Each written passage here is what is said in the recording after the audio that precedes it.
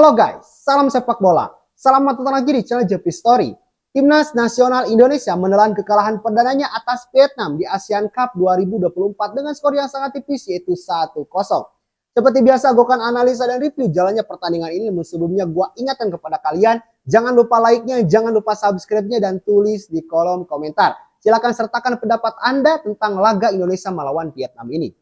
Nah, Timnas Indonesia sebenarnya mengawali laga melawan Vietnam itu sudah dengan versi terbaik mereka, ya. Kita bermain solid, kita bermain disiplin, ya, kerapatan selalu terjaga. Nah, sehingga kita bisa mematikan, ya, pergerakan pemain-pemain Vietnam yang dalam laga melawan Indonesia ini Vietnam ini menurunkan skuad terbaik mereka, ya. Skuad senior dengan jumlah capsnya sudah sangat banyak, ya, sudah sangat berpengalaman. Melawan tim nasional Indonesia usia 22 tahun. Ini kalau melihat secara performa mereka, ini mereka terbilang sukses loh dalam mematikan pergerakan, dalam menjaga kerapatan, disiplin, ya, dewasa dalam bermain. Ini sudah oke lah untuk sekelas timnas nasional Indonesia usia 22 tahun. Nah, namun problemnya adalah kita itu hanya bisa bertahan.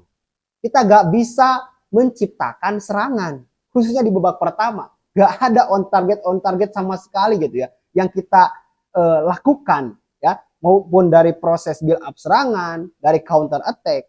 Bola kita itu hanya sampai 1/3 pertahanan dari Vietnam. Sesudah itu hilang lagi, ya kan? Terus saja seperti itu. Nah, baru ada perubahan itu setelah masuknya Victor Detan di babak kedua, ya, yang menggantikan Hoki Caraka. Nah, kelihatan ada gitu ya, ruh perjuangan serangannya gitu ya. Sehingga Victor Detan itu nyaris saja mencetak gol jika ia mampu tenang dalam mengeksekusi peluang. Peluang berbahaya kita itu hanya satu-satunya yang diciptakan oleh Victor Detan. Gak ada lagi yang berbahaya gitu. Ya oke lah, ada peluang-peluang kecil. Namun yang paling besar dan paling berbahaya itu dari Victor Detan. Nah, tetapi sayang sekali Victor Detan tidak mampu memaksimalkan peluangnya, ya, sehingga kita gagal dalam mencetak gol. Nah, alhasil kita kecolongan. Nah, ini yang gue takutkan gitu ya. Dengan komposisi pemain seperti ini, apalagi ya menjelang berakhirnya babak kedua, itu secara konsentrasi itu sudah terkuras. Mental, stamina itu sudah terkuras. Nah, satu tendangan berbahaya yang awalnya mengenai mistar gawang, lalu terjadi bola muntah, dilakukan tendangan kedua. Sayang sekali Cahya Supriyadi tidak mampu menangkap bola.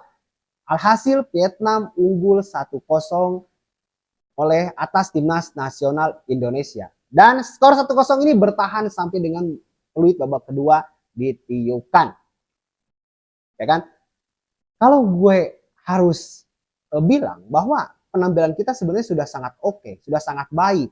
Kerjasamanya terbangun, chemistry-nya sangat baik. Ya, jauh berbeda lah dibandingkan pertandingan pertama dan kedua, itu sangat jauh sekali. Pertandingan pertama kita ancur-ancuran, ya.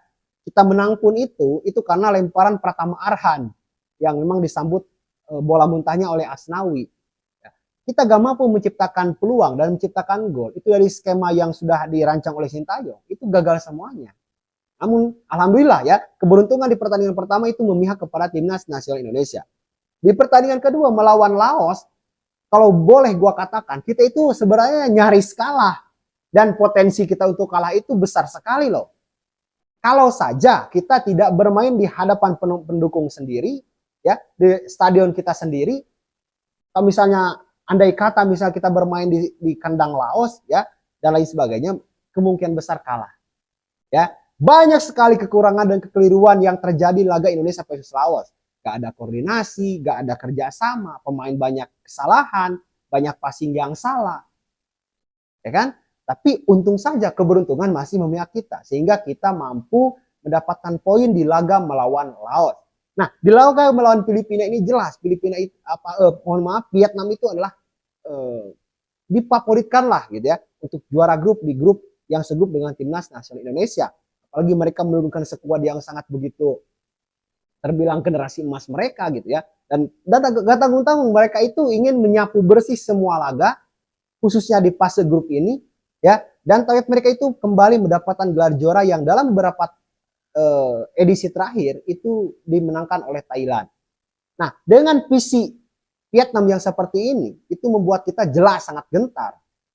Ya, kelihatan pemain pun secara mental pasti sangat tertekan, pelatih, apalagi kita supporter yang menonton melalui televisi atau menonton secara langsung, itu deg-degannya luar biasa gitu ya. Apakah mampu gitu ya timnas ini mengatasi perlawanan Vietnam atau tidak?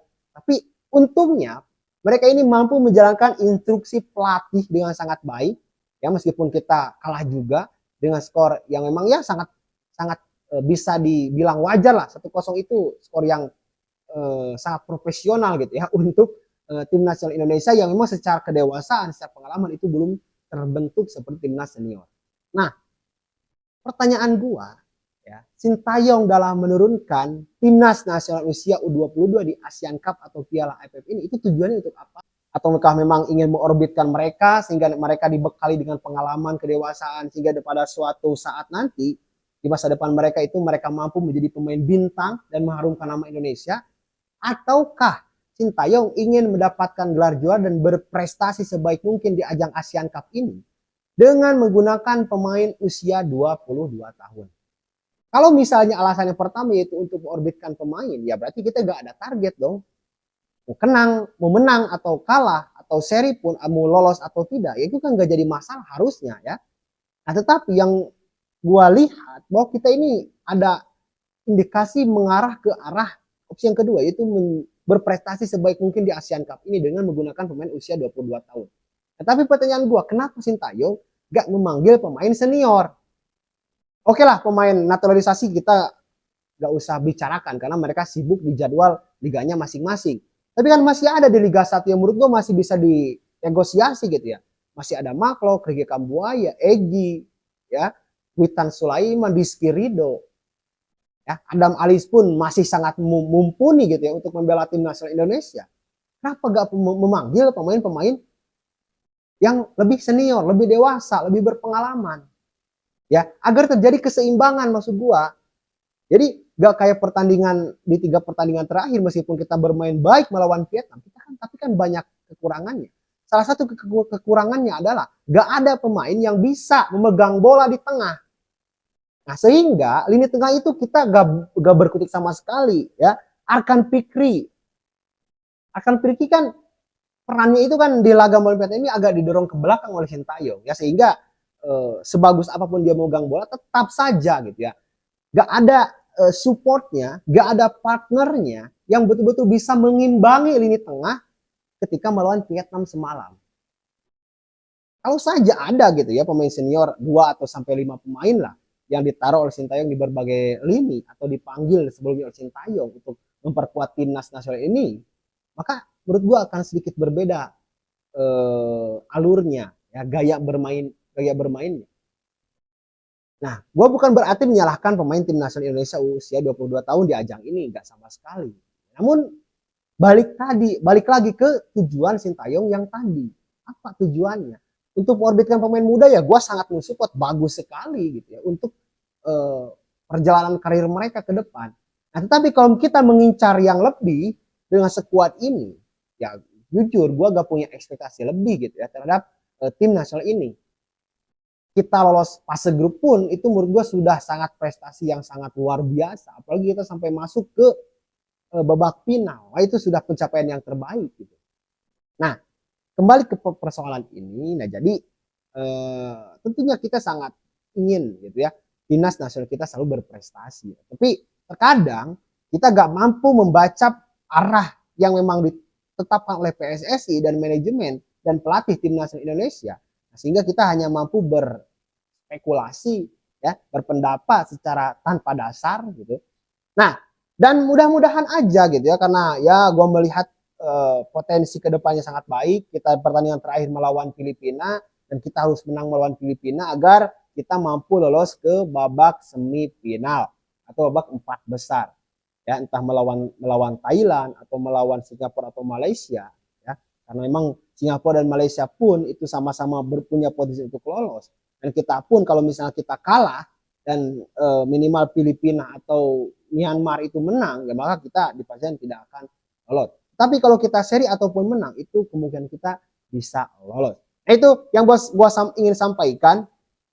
Jadi kesimpulannya untuk laga ini, timnas nasional Indonesia melawan Vietnam sudah sangat baik, sudah sangat bagus, lebih baik lah dari pertandingan melawan Laos dan melawan Myanmar.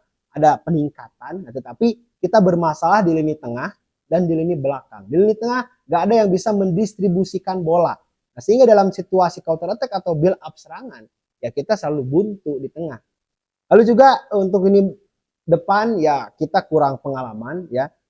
Seperti di peluangnya Victor Detan yang harusnya itu mampu dieksekusi dengan begitu baik oleh Victor Detan, tapi ya karena minim jam terbang dan pengalaman, itu membuat dirinya gagal untuk mencetak gol. Dan sayang sekali di pertandingan ini tidak ada Marcelino Ferdinand, karena di laga terakhir melawan Laos, Marcelino Ferdinand itu terkena kartu merah akibat pelanggaran yang sangat begitu keras. Nah, sehingga adanya Marcelino Ferdinand ini lumayan berpengaruh sih menurut gua ya untuk keseimbangan lini tengah di timnas nasional Indonesia. Dan selamat, good job ya. Semoga berhasil untuk tim nasional usia 22 di ajang ini ya. Semoga kita bisa berprestasi sebaik mungkin.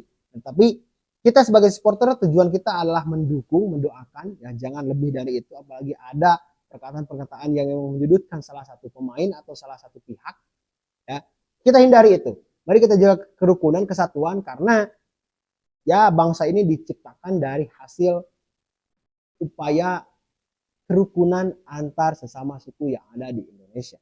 Nah itu, terima kasih yang bagi Anda yang sudah menonton, jangan lupa like-nya dan subscribe-nya, dan tulis di kolom komentar jika ada punya pendapat yang berhubungan dengan konten video yang saya buat pada video kali ini. Terima kasih, gue Cepi Story, salam sepak bola.